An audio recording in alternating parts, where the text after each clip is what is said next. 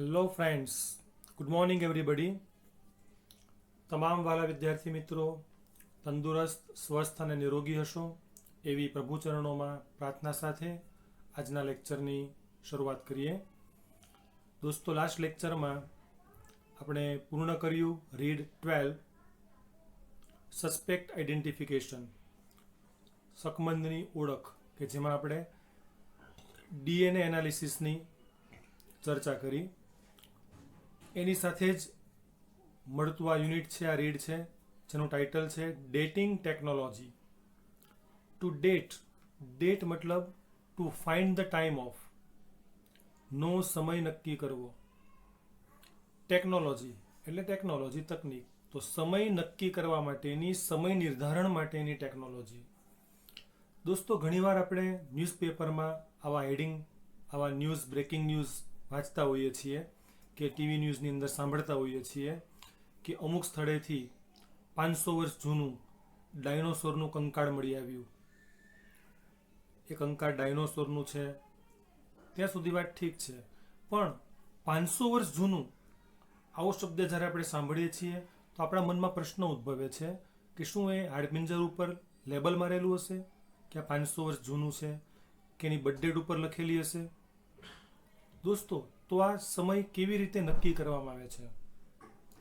આ જ પ્રમાણે હડપ્પા, લોથલ, મોહેન્જો-દડો, આ બધી સંસ્કૃતિઓ જે મળી આવી એમાં પણ આપણે આવું ભણ્યા છીએ કે આટલા વર્ષ જૂની સંસ્કૃતિ છે, આટલા વર્ષ જૂના માટીના વાસણો મળી આવ્યા, આટલા વર્ષ જૂના તાંબાના કે સોનાના કે ચાંદીના સિક્કા મળી આવ્યા. તો આ સમય નક્કી કરવાની જે પદ્ધતિ છે એ અહીં વાત છે ડેટિંગ ટેકનોલોજીની અંદર. તો કોઈ પણ જૂના પુરાણા અવશેષ મળી આવે, પછી એ જૈવિક હોય કે અજૈવિક, તો એનો અસ્તિત્વનો સમય નક્કી કરવા માટેની જે ટેકનોલોજી છે એને ડેટિંગ ટેકનોલોજી કહેવામાં આવે છે.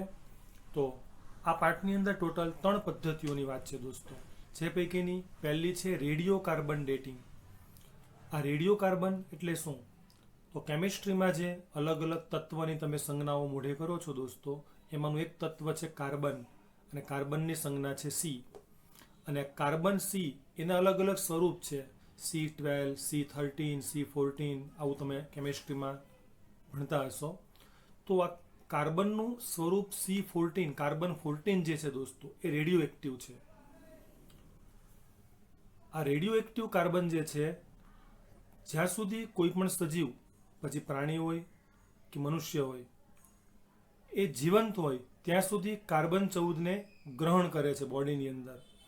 જેવું એનું મૃત્યુ થાય છે એટલે એ કાર્બન 14 એના શરીરમાં જે જમા થયેલું હોય છે પછી એ વધવાનું બંધ થઈ જાય છે અને એમાં ઘટાડો થવાનું શરૂ થાય છે.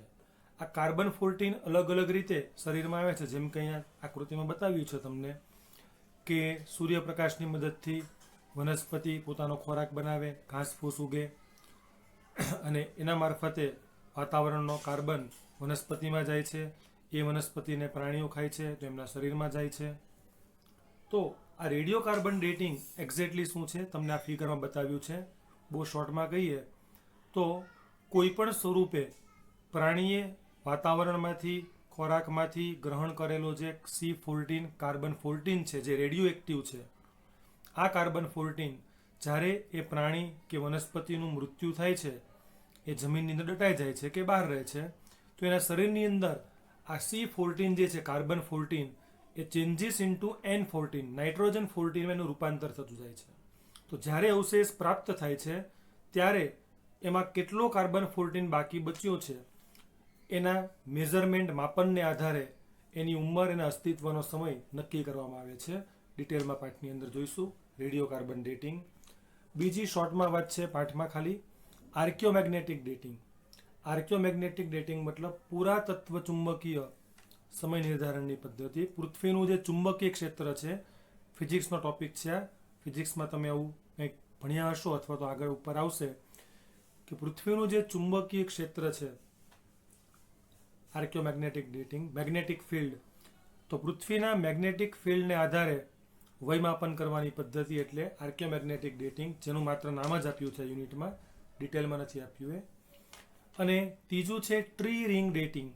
આના વિશે આગળ ઉપર તમે કદાચ ક્યાંક વાંચ્યું હશે કે વૃક્ષના થડને જો આમ આડું કાપવામાં આવે તો એના આડછેદમાં તમે નજર કરશો તો ગોળાકાર વલયો જોવા મળશે અંદર. એ પ્રત્યેક વલય એક વર્ષ બતાવે છે અને આમ એ વૃક્ષ કેટલા વર્ષ જૂનું છે એના ઉપરના વલયોની સંખ્યાને આધારે નક્કી કરી શકાય છે. તો શરૂઆત કરીએ પાઠની. કોમ્પ્રેન્શન 1. આ પાઠ પણ નાનો અમસ્તો છે બેચ કોમ્પ્રેન્શનનો. Comprehension 1 paragraph 1. Dating objects and artefacts. અહીંયા ઓબ્જેક્ટ આર્ટિફેક્ટ બે અલગ શબ્દો લખ્યા.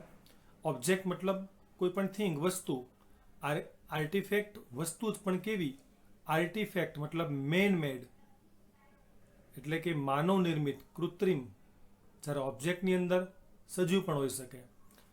તો કોઈ પણ વસ્તુ કે માનવ નિર્મિત વસ્તુ એનું સમય નિર્ધારણ is an interesting area of investigation. એ સંશોધનનો એક રસપ્રદ વિસ્તાર છે, રસપ્રદ ક્ષેત્ર છે. આ ઇન્વેસ્ટિગેટર્સ એટલે કે સંશોધકો, researchers need to date object. સંશોધકોને કોઈ પણ વસ્તુનું વયમાપન કરવાની જરૂર શા માટે પડે છે? તો પહેલું, to understand what happen around them. એ વસ્તુ સાથે ભૂતકાળમાં શું બન્યું હતું એન્ડ વેન ઇટ હેપન, ક્યારે બન્યું હતું એ નક્કી કરવા માટે એનું ડેટિંગ, એનું વયમાપન કરવાની જરૂર પડે છે. It also helps to understand, અને આ વયમાપન એ સમજવા માટે પણ મદદરૂપ થાય છે કે at what time in history a particular object was used. મળી આવેલ અવશેષ, મળી આવેલ વસ્તુ ભૂતકાળમાં, ઇતિહાસમાં કયા ચોક્કસ સમયે ઉપયોગમાં લેવાતું હતું એ પણ એને આધારે નક્કી કરી શકાય છે. Such investigations are taken up by scholars.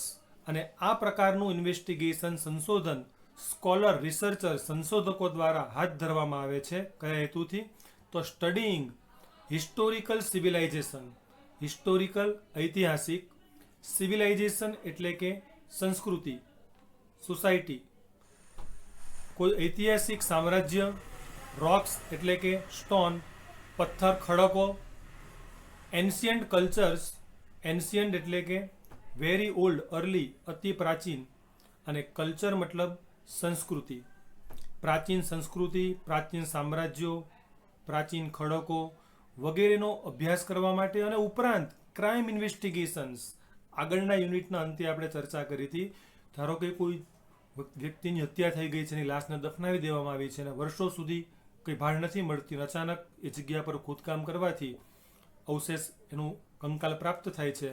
તો એ વ્યક્તિ પુરુષ હતો કે સ્ત્રી હતી, શું ઉંમર હતી, ક્યારે એનું મૃત્યુ થયું હશે, આ બધું જ સ્ટડી કરવા માટે પણ એનું વય નિર્ધારણ, સમય માપન કરવામાં આવે છે અને ત્યાં પણ એનો ઉપયોગ થાય છે. Several technologies, several techniques are used to establish મતલબ અહીંયા ફિક્સ, નક્કી કરવું, the ages of various ancient natural objects and artefacts. વિવિધ કુદરતી વસ્તુઓ કે માનવનિર્મિત વસ્તુઓ, આ બંનેનું વય માપન કરવા માટે, એનું ઉંમર, એની વય નક્કી કરવા માટે સેવેરલ એટલે કે વિવિધ, ડિફરન્ટ ટેકનિક્સ, તકનીકોનો ઉપયોગ થાય છે. Various methods are base on radioactivity. આમાંથી વિવિધ પદ્ધતિઓ જે છે એ બેઝ ઓન, ના પર આધારિત. શેના પર આધારિત?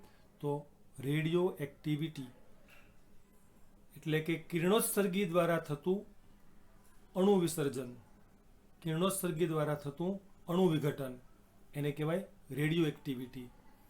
One method is radio carbon dating, અને એમાંની એક પદ્ધતિ છે radio carbon dating. Radio carbon dating શું છે? તો રેડિયો કાર્બન અથવા તો carbon 14 is a form of the element carbon. Carbon 14 એ કાર્બન એલિમેન્ટ મીન્સ કાર્બન તત્વનું એક સ્વરૂપ છે. ઇટ ઇઝ અનસ્ટેબલ એટલે કે અનસ્ટીડી, અસ્થિર, and weakly radio active. Weekly મતલબ ઓછો. કાર્બન 14 એ અસ્થિર અને ઓછો રેડિયો એક્ટિવ છે. ધ સ્ટેબલ ફોર્મ્સ આર, કાર્બનના સ્થિર સ્વરૂપો કયા છે? તો કાર્બન 12 એન્ડ કાર્બન 13 એ બંને કાર્બનના સ્થાયી સ્વરૂપ છે, જ્યારે કાર્બન 14 અસ્થાયી રૂપ છે. કાર્બન 14 કોન્સ્ટન્ટલી ટેક ફ્રોમ એટલે એબ્સોર્બ, ગ્રહણ કરવું. Then changes in the take form મતલબ સ્વરૂપગત થવું. and then changes in the upper atmosphere. Atmosphere means climate. Atmosphere વાતાવરણ. કાર્બન 14 સતત સ્વરૂપગત થાય છે અને પછી ઉપલા વાતાવરણમાં ઉપલા સ્ટેજમાં એ સ્થાયી થાય છે. અહીંયા ફર્સ્ટ કોમ્પ્રેહેન્શન સમાપ્ત થયો દોસ્તો. એસક્યુ નંબર 1 to 7 તમારે રાઇટ ડાઉન કરવાના છે. બીજો અને છેલ્લો કોમ્પ્રેહેન્શન એનો paragraph number 1. Plants and animals. આ રેડિયો એક કાર્બન ડેટિંગ એક્ઝેક્ટલી શું છે આ પેરેગ્રાફની અંદર એનું વર્ણન છે. Plants and animals tech in carbon 14 through out there life. Tech in મતલબ એબ્સોર્બ, ગ્રહણ કરવું. વનસ્પતિ કે પ્રાણીઓ એમના લાઈફ ટાઈમ, જીવનકાળ દરમિયાન, જીવે છે ત્યાં સુધી કાર્બન 14ને ગ્રહણ કરતા રહે છે. વેન દે ડાય, જ્યારે એમનું મૃત્યુ થાય છે, દે સ્ટોપ એક્સચેન્જિંગ કાર્બન, ત્યારે કાર્બનનું લેવાનું, ગ્રહણ કરવાનું બંધ થઈ જાય છે. And there carbon 14 then starts to decrease અને આગળ આના પછીની લીટીમાં શબ્દ છે ડીકે, બંને સિમિલર છે, ઘટવું, રિડ્યુસ. પછી એમના શરીરમાં, મૃત શરીરમાં રહેલો કાર્બન 14 ઘટવાનું શરૂ કરે છે. કયા દરથી? તો at a rate determined by the law of radioactive decay. કિરણોત્સર્ગી ઘટાડાનો જે નિયમ છે, નિયમ, એ નિયમ પ્રમાણે એમનું કાર્બન 14નું ઘટવાનું શરૂ થાય છે. જ્યારે જે તે વસ્તુ કે પ્રાણીનો અવશેષ મળે છે ત્યારે by knowing how much carbon 14 is left in a sample, એ સેમ્પલની અંદર કાર્બન 14 કેટલું બાકી બચ્યું છે, લેફ્ટ કેટલું બાકી બચ્યું છે, એ જાણીને the age of the organism when it died can be known. જે તે સજીવ ક્યારે મૃત્યુ પામ્યું હશે એની ઉંમર નક્કી કરી શકાય છે.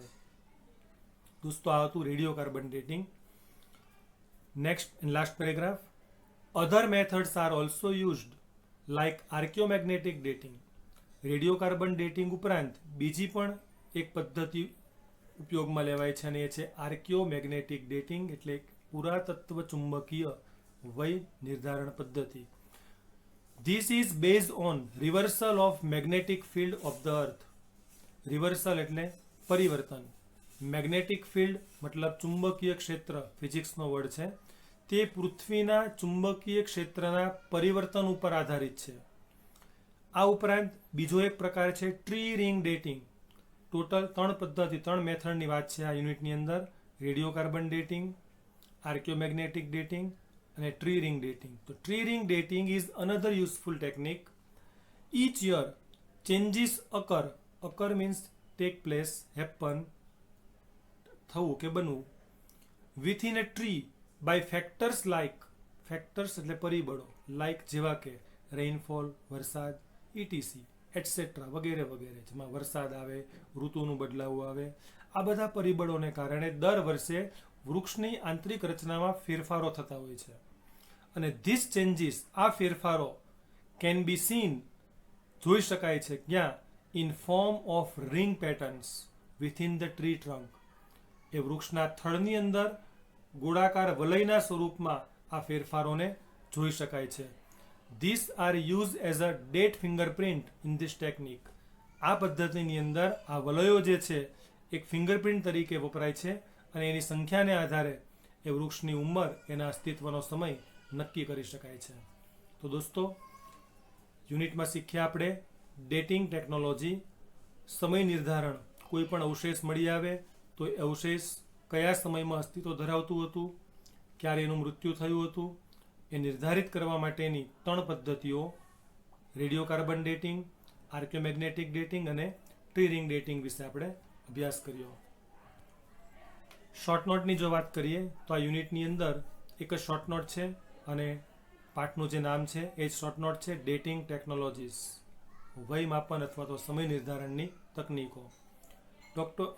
દોસ્તો એક્સરસાઇઝની અંદર તમારે કોમ્પ્રેહેન્શન સેક્શનમાં C3.2 ચોપડીની અંદર સોલ્વ કરવાની છે પેન્સિલ વડે, અને વોકેબ્લરીની અંદર V2 અને V3માં માત્ર એ પ્રશ્ન એક જ કરવાનો છે, બી નથી કરવાનો.